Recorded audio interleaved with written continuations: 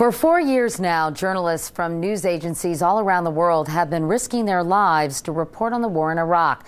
That includes well over 100 working for CBS News. Now, as the war enters its 5th year, we asked our correspondents to share some of their most vivid memories, their war stories. First, our national correspondent Byron Pitts, who did 4 tours in Iraq.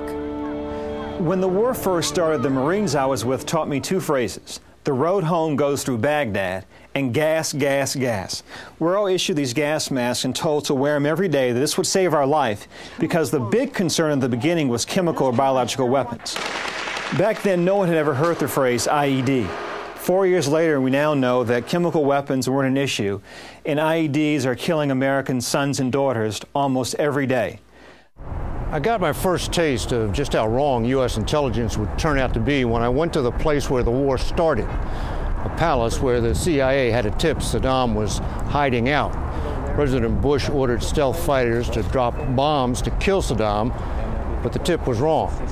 Saddam wasn't there, and there weren't even any bunkers for him to hide in. We did find a lot of these $100 bills burnt to a crisp by the bombs. I keep one of them just as a reminder that in war, truth is the first casualty.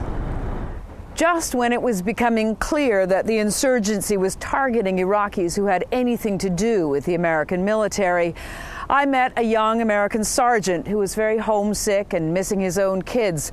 He decided to adopt an Iraqi family he'd met on his foot patrols of Baghdad and was bringing them gifts of food and clothing and medicine. They were very touched by his attention. In fact, they needed very much the things he brought them, but they couldn't bring themselves to tell him that the things he brought were probably the things that were going to get them killed. When you're driving in a Humvee in Iraq, it's unlike any experience most of us have ever had before. Your eyes are peeled on the road ahead, and even if a piece of trash rolls across in front of you, you just tense up because you just don't know when an IED is going to hit. You just don't know if you're going to make it to your destination. And to live with that kind of fear, traveling the roads all the time, it's really palpable. And the military in Iraq has to do that every single day. I covered a mortar attack at a Baghdad market, and when I got there, people said it was America's fault. Now, clearly the attack was staged by the insurgents, but here's how the insurgents win.